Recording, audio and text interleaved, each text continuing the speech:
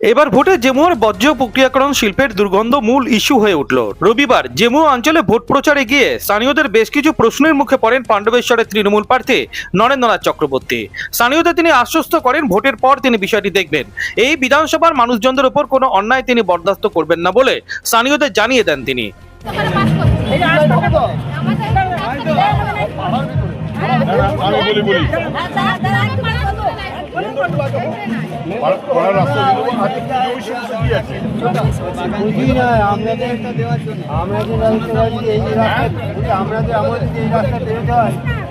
একদম একদম ঠিক বলেছেন। আমাদের এই রাস্তা রাস্তা করে দিয়েছে, এই রাস্তাটা কেন হচ্ছে না?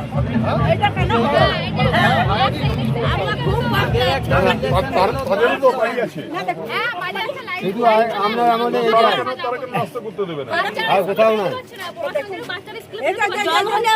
ঠিক আছে, আমি দেখে দেবো দেখবো। মানুষের দুর্ভোগের দায় তৃণমূলের জেলা সভাপতি হিসেবে নরেন্দ্রনাথ চক্রবর্তীকে নিতে হবে, পাল্টা প্রতিক্রিয়া পাণ্ডবেশ্বরের বিজেপি প্রার্থী জিতেন্দ্র তেওয়ারির। যতদিন ওনার দুর্গাপুরে ভোটে দাঁড়াবার ইচ্ছা ছিল বা চেষ্টা করছিলেন, ততদিন তো উনি নিজেই দুর্গাপুর পৌর নিগম উৎসাহিত করছিলেন যে হ্যাঁ জেমুয়াতে সমস্ত ময়লা ফেলো। এখন যখন দুর্গাপুরে টিকিট পেলেন না, পাণ্ডবেশ্বর না ক্যান্ডিডেট হতে হচ্ছে, বুঝতে পারছেন যে জেমুয়ার অঞ্চল মানুষ ভোট দেবে না, তখন এসব কথা বলছেন। এসব কথার কোনো দাম নেই। দুর্গাপুরটাও ওনাদের টিএমসি আর পাণ্ডবেশ্বরটাও টিএমসি। কোন টিএমসি ঠিক উনি বলে দেন। উনি তো জেলা সভাপতি, দুর্গাপুর যে কাজটা করছে, দুর্গাপুর পৌর নিগম যে কাজটা করছে, তার দায়িত্ব তো ওনাকে নিতে হবে। দুর্গাপুরে তো বড় নেতা উনি, এখন এসব বললে হবে? সব দায়িত্ব ওনার। ভোটের কারণে এই কথাগুলো বলছেন, ওনার সম্মতিতেই সবকিছু হচ্ছে। প্রতিপক্ষ বিজেপি প্রার্থীকে তিনি এই গরমে ঘর থেকে না বেরোনোর সাথে সাথে জল খাওয়ার পরামর্শ দিলেন তৃণমূল প্রার্থী নরেন্দ্রনাথ চক্রবর্তী। আশ্বস্ত করলেন এই সমস্যা সমাধানের জন্য তিনি যা যা করার ভোটের পর করবেন। এই তো দেখুন, মানুষ রাস্তায় দাঁড়িয়ে আছে, মানুষ অপেক্ষা করছে। হ্যাঁ, একদম প্রচুর মানুষের সঙ্গে দেখা হচ্ছে, মানুষ জল খাওয়াচ্ছে, মানুষ মিষ্টি খাওয়াচ্ছে, মানুষ ফুলের মালা দিচ্ছে। ওদের একটা শরিকি বিবাদ আছে, রাস্তার টাকা চলে এসছে, প্রধান বললো ওটা মিটিয়ে দিয়ে রাস্তা করে দেওয়া হবে। আর কি করবে? মানুষের উন্নয়ন করব। এখানে তো জেমুয়ার যারা বাসী আছে তারা বলছে দুর্গন্ধের একটা বিষয়, সে নিয়ে কি বলবেন? একদম এই দুর্গন্ধটা জেমুয়ার মানুষ সহ্য করবে না। আমার বিধানসভার মানুষ কেন দুর্গন্ধ সহ্য করবে? আমরা দেখবো ব্যাপারটা, ভোটের পরেই আমরা এই ব্যাপার নিয়ে বসবো। বিরোধীকে কি বলবে? বিরোধীকে কি বলবে? আপনার বিরোধী সাথীকে কি বলবে?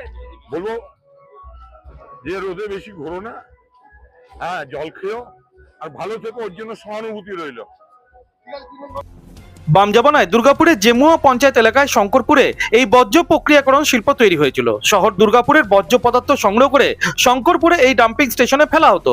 সম্প্রতি আসানসোল দুর্গাপুর উন্নয়ন পর্ষদ এই বর্জ্য প্রক্রিয়াকরণ শিল্পকে অত্যাধুনিক মানের নিয়ে যাওয়ার জন্য চেষ্টা করছে।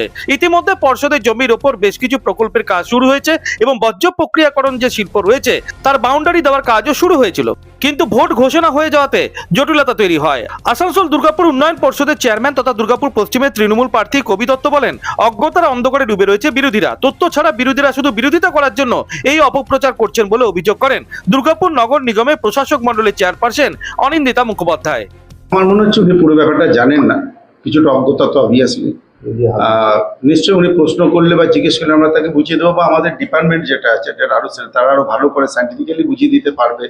এবং আমরা কিন্তু ওখানে গিয়ে বুঝিয়ে দেওয়া হয়েছে, একবার না রিপিটেডলি আপনাদেরকেও ডেকে অনেকবার বুঝিয়ে বলে দেওয়া হয়েছে যে দেখুন সায়েন্স এখন যে জায়গায় পৌঁছে গেছে, এগুলো মানে একদম মানে লোককে কিরকম জানতো, এগুলো লোককে পিছিয়ে রাখতে গেলে এসব থাকে। এখন লোক এগিয়ে গেছে, সমাজ বিজ্ঞান অনেক এগিয়ে গেছে। আমি আপনাকে খুব জায়গাটা তো বহুদিন আগে দেওয়া হয়েছে আমাদের জন্য, আমরা তো নিজেরা গিয়ে জেমুয়ায় ফেলিনি। ওই জায়গাটা আমাদের বেছে দেওয়া হয়েছিল যে এখানটাতে আপনারা ফেলবেন। তখন এই কনসেপ্ট তো ছিল না যে ফ্রেশ ওয়েস্টটাকে সঙ্গে সঙ্গে রিসাইক্লিং করা হবে। সেখানে লেগাসি ছিল, তাই গন্ধ হতো। যদি নোংরা আপনার নাই জমে, গন্ধ আসার কি কোনো প্রশ্ন উঠছে?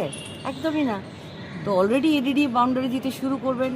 এরপরে ভোট, যেহেতু মডেল কোড অফ কন্ডাক্ট এখানে চালু হয়ে গেছে, এখন কিছু করা যাবে না। তাহলে বলবে এর মধ্যে নিয়ম লঙ্ঘন করে ডিএমসি কাজ করছে।